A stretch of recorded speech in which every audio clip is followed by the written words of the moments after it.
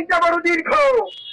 আজকে যেখানে ইসরায়েল দাঁড়িয়েছে, আমার সীমান্তের পাশে আরো একটি এশিয়ান ইসরায়েল দাঁড়িয়ে গেছে। আর সেই এশিয়ান ইসরায়েলের নাম দিল্লি, কোথায় ভারত। বন্ধুরা আমার, আপনাদের মাধ্যমে জানাতে চাই, Israel issue, July issue, Awami League issue কোনটাই বিচ্ছিন্ন নয়।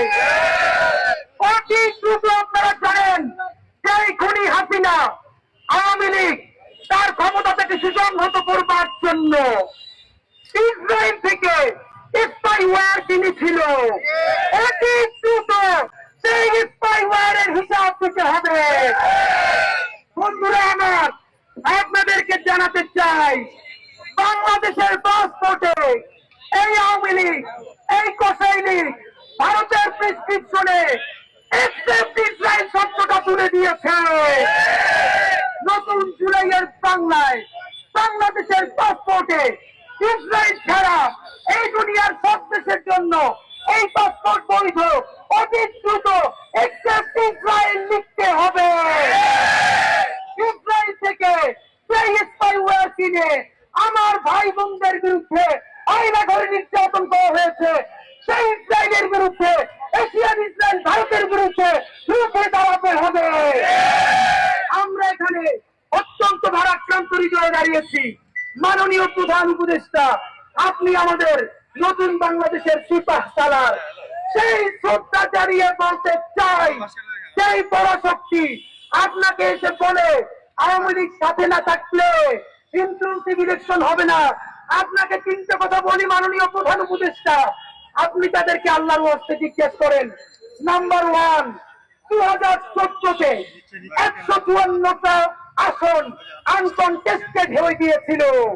তখন এই ইন্টারন্যাশনাল কমিউনিটি কোথায় ছিল?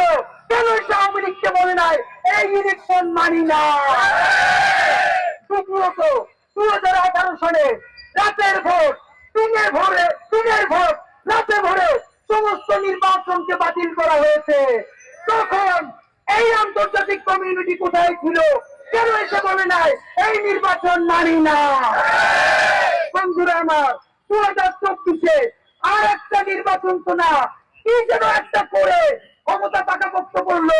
এই ইন্টারন্যাশনাল কমিউনিটি কেন এসে বলে নাই এই নির্বাচন মানি না?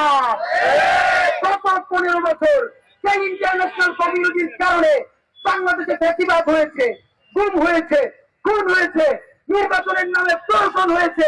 তাদেরকে তো এই আন্তর্জাতিক কমিউনিটি তাদেরকে সঙ্গ দিয়েছে।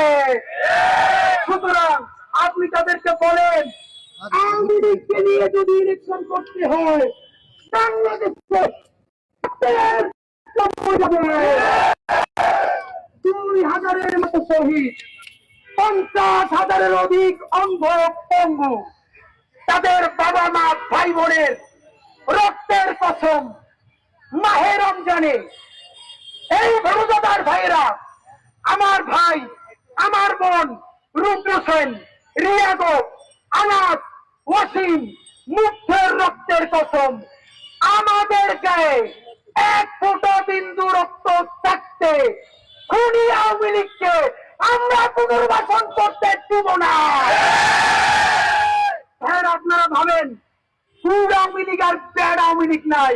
আওয়ামী লীগ মানেই কসাই, আওয়ামী লীগ মানেই গণহত্যাকারী, আওয়ামী লীগ মানেই খুনি। আপনাদেরকে একটা সমীকরণ বলে যাই, আজকে সোহেল তাজ আরো 5-7 জন গুড আওয়ামী লীগকে সামনে রেখে বলবে সেই পরিবার বাদ দিয়ে একটা ভালো আওয়ামী লীগ করতে চাই। আপনাদেরকে আমি কোন পলিটিক্যাল বিশ্লেষক না, একজন রাজপথের যোদ্ধা হিসেবে মনে করিয়ে দেই, এরপর একটা নির্বাচন হবে।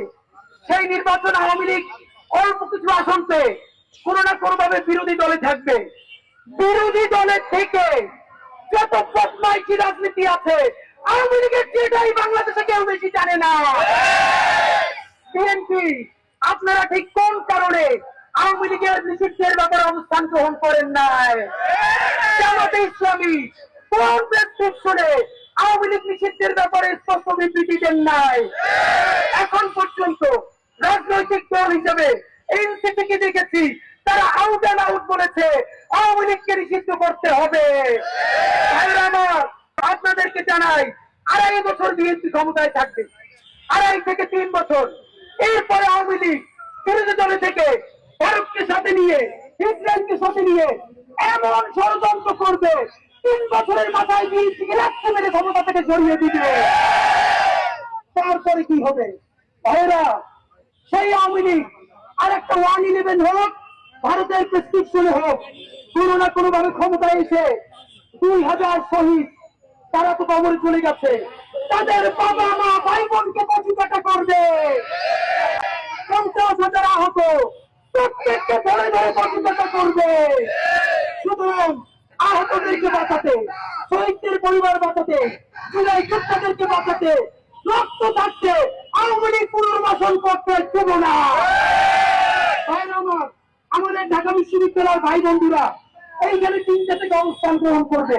3 কিলো মঞ্চ আওয়ামী লীগ নিষিদ্ধের দাবিতে, জুলাই শাপলা পিলখানা বিচারের দাবিতে রাজুবাস করছে, অবস্থানের সংহতি প্রকাশ করছে। আওয়ামী লীগকে নিষিদ্ধ না করে আমরা রাজপথ ছাড়বো না ইনশাআল্লাহ।